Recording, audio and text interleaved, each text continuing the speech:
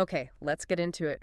We are charting the maps that really shouldn't exist, you know? These legendary places people sometimes died trying to find. That's right. Today we're doing a deep dive into this sort of imaginary geography, trying to understand how human desire, how myth-making constantly reshaped world maps through history. And our sources, they really highlight this fascinating tension. You've got places mentioned in history, in sacred texts, that are physically real. Think the Sea of Galilee, Jericho. So you can actually visit. Exactly. Yeah. But those same histories often launch these entirely new, well, legendary geographies. So we're exploring the places defined much more by human belief. It's way beyond just a setting in a novel. Totally. And that's our mission here, isn't it? To trace this impulse, we're going to start with some biblical mysteries, like the Lost Tribes, then chart a course towards, well, the magnificent kingdoms of the exotic East. After that, maybe venture deep inside the earth with the occultists. A whole different direction. Yeah. And finally, we'll look at how modern myths get deliberately, manufactured and sold. Big time.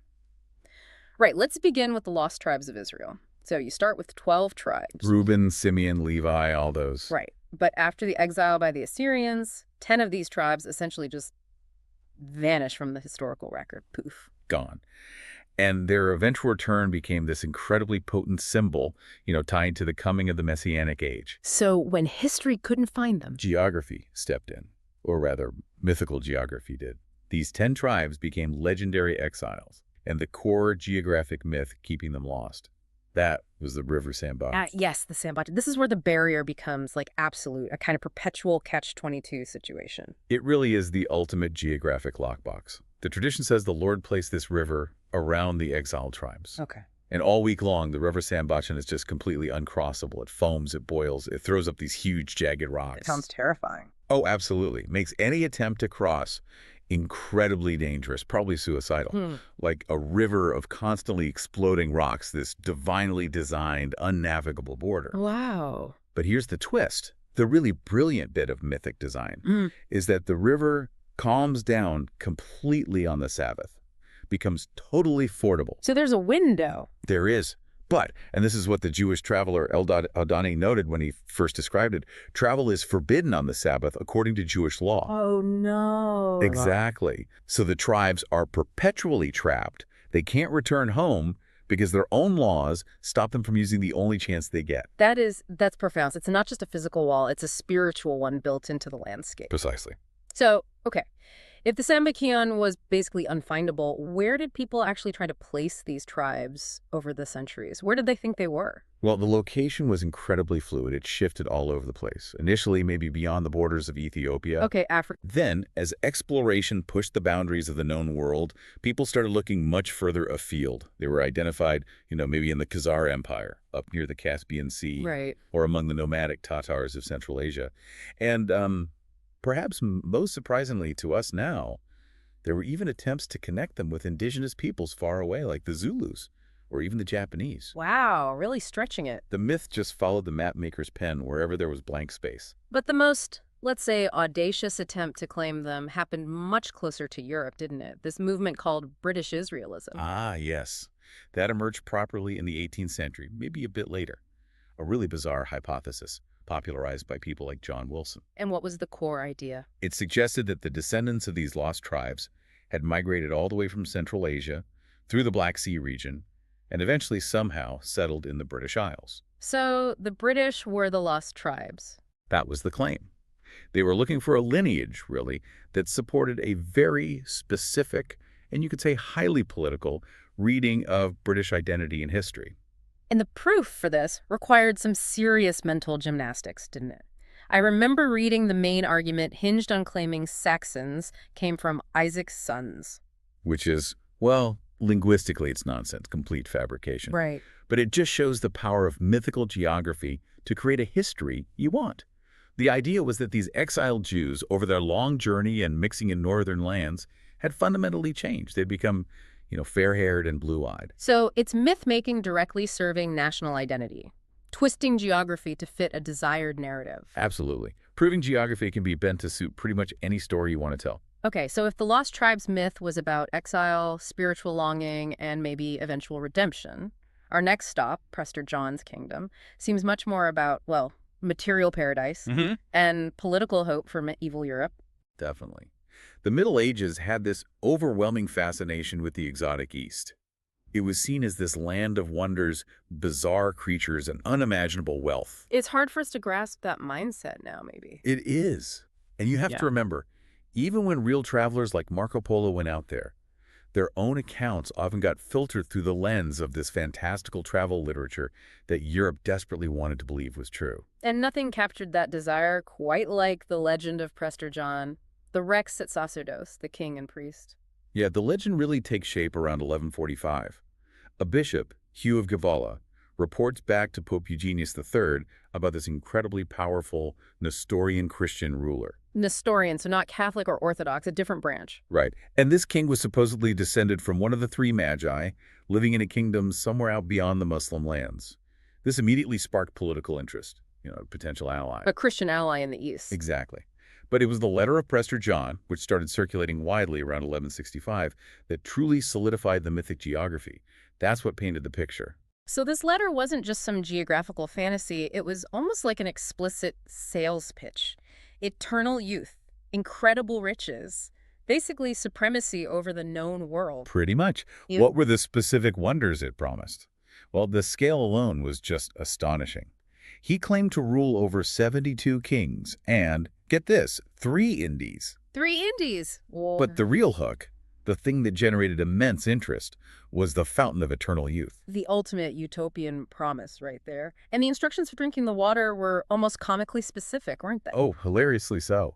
Designed to sound super authoritative, I guess. If you tasted the water 3 times a day for 3 years, 3 months, 3 weeks, 3 days, and 3 hours. Okay, that's a commitment. Right. Then you wouldn't just live for 300 years. You'd perpetually stay at the first age of youth.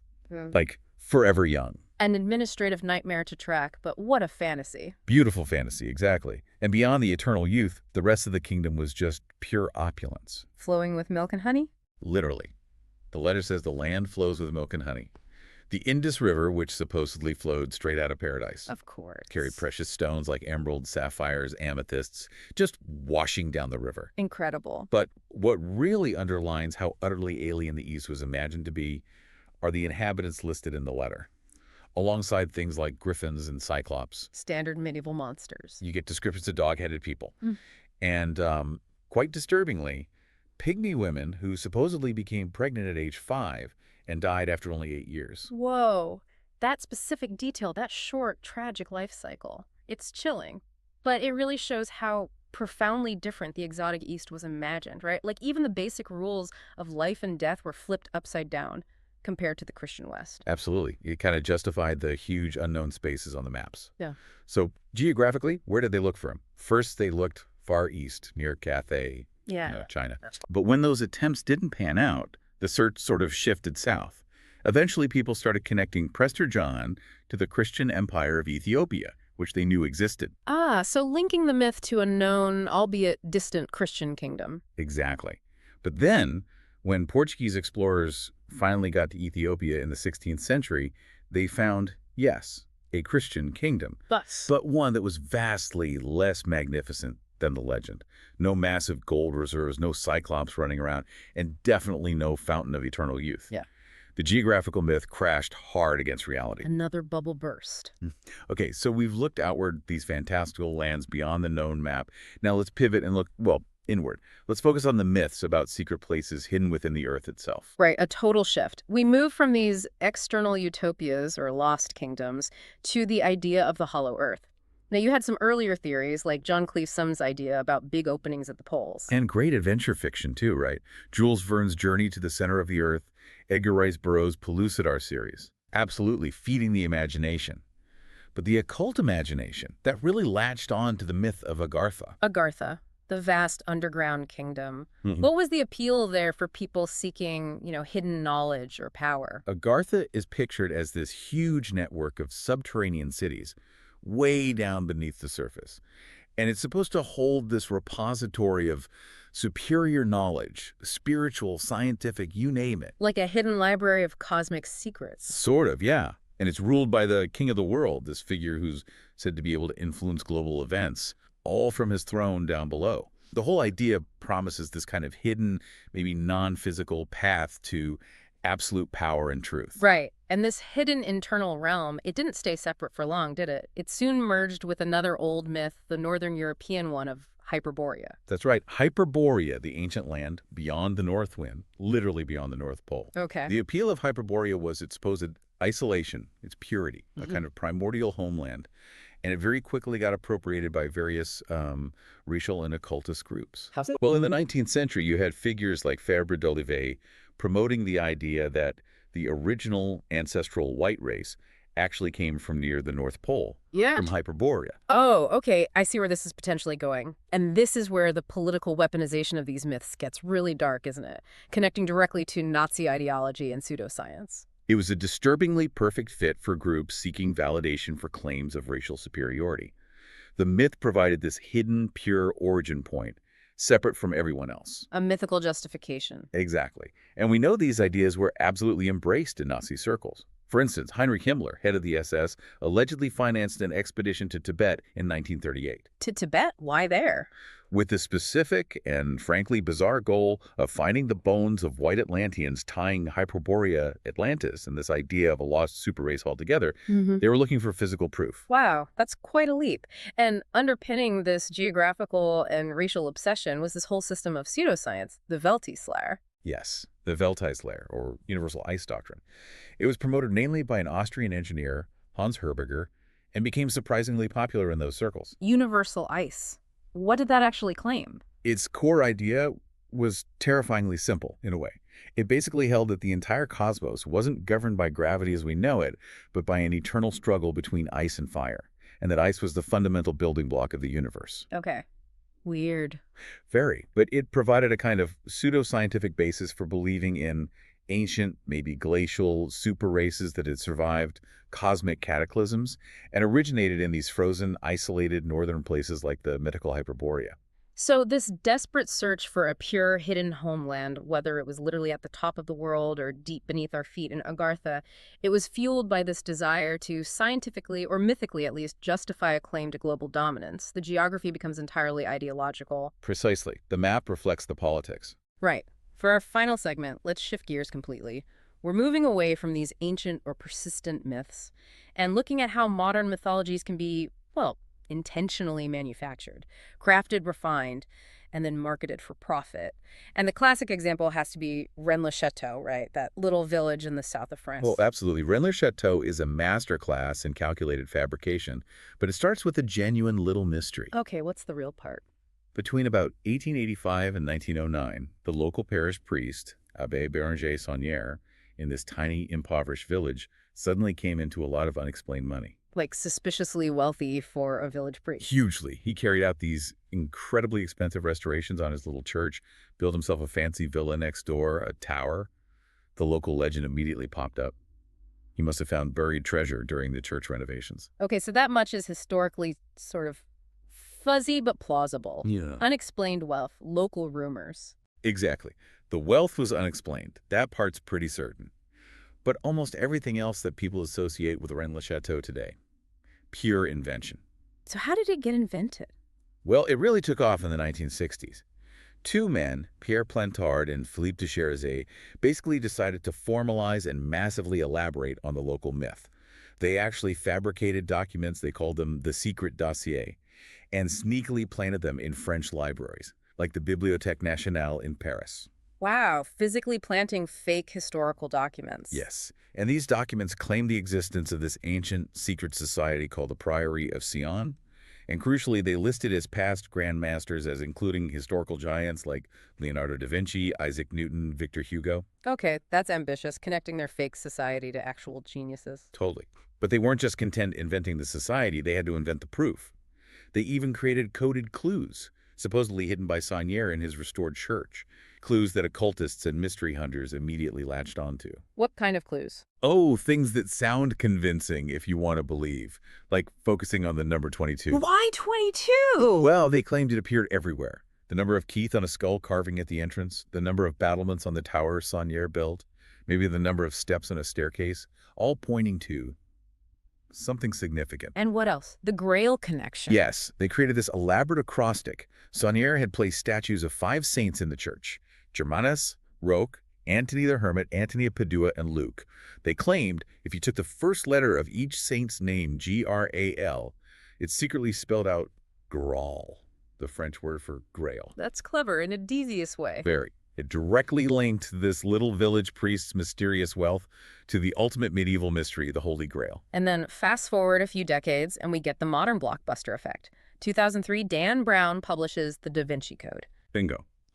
Brown takes this entire deliberately fabricated mythology, the Priory of Sion, the idea of a bloodline descended from Jesus and Mary Magdalene being protected, all hinted at being connected to Saunier's secret, and presents it in his novel's introduction as basically being founded on historical fact. And millions upon millions of readers buy it, literally and figuratively. And that's the moment a completely invented legendary place, or at least the myth around it, becomes this massive global commercial entity. It just proves the incredible financial power you can get from selling a modern mythology wrapped up as history. But the story doesn't quite end there, does it? There was that lawsuit. Ah, the ultimate irony. Yes, Brown was later sued for plagiarism by the authors of an earlier nonfiction book, Holy Blood, Holy Grail, who claimed he'd stolen their historical facts about the priory and the bloodline. So, in court. In court, to make their case, the suing authors essentially had to argue and implicitly admit that these historical facts, the Priory of Sion, the secret lineage, the codes, were actually literary inventions that they themselves had largely researched, synthesized, or even helped propagate in the first place. Ah, so the myth makers ended up publicly devouring their own fictional geography in a legal battle. Pretty much. It laid the whole fabrication bare for anyone who's paying attention. Wow. This whole deep dive has been pretty extraordinary, hasn't it? We've charted these different types of legendary places that seem to define human history in a way. Yeah, it really covers the spectrum. You've got sacred sites that get warped by exile and longing, like the realm of the lost tribes. Then these magnificent, almost external utopias, like Prester John's land of perpetual youth. And then the hidden internal realms, like Agartha or the ideologically charged Hyperborea, places reflecting inner desires or political aims. So if we try to connect this, to the bigger picture, what is it about these geographical myths? They seem different from just, say, settings in a fantasy novel. I think they reflect these really core human desires in a way that simple literary settings often don't. They're almost like externalized needs, aren't they? Externalized needs. How so? Well, the desire for spiritual fulfillment, or return Eden, heaven, the lost tribe's homeland, or the yearning for relief from suffering for pure material escapism. Think of the mythical land of Cockaigne. Cockaigne, where everything's easy. Yeah, where the houses are literally built of salmon and the roof tiles are made of ham, rivers run with wine. It's pure wish fulfillment. Or, as we saw with Hyperborea, the desire to justify a political dominance or racial identity. These places embody the world we wish existed, for better or worse. That makes sense. They're projections of deep-seated hopes or fears onto the map. Exactly. They're not just backdrops, they're destinations driven by desire. Okay, so as we wrap up, this leaves us with a really provocative thought for you, the listener, to maybe mull over. We know that fans visit Sherlock Holmes's apartment at 221B Baker Street, right? Even though we all understand Sherlock Holmes is fictional. People love doing that. So what is the fundamental difference, if any, between doing that, visiting a place we know is fictional, and the centuries-long effort people put into trying to locate, say, St. Brendan's Isle? A purely mythical island that kept appearing on real navigational charts long after explorers should have known it wasn't there, simply because people remained so desperate, despite all the evidence, to believe it was real. Where do you draw that line?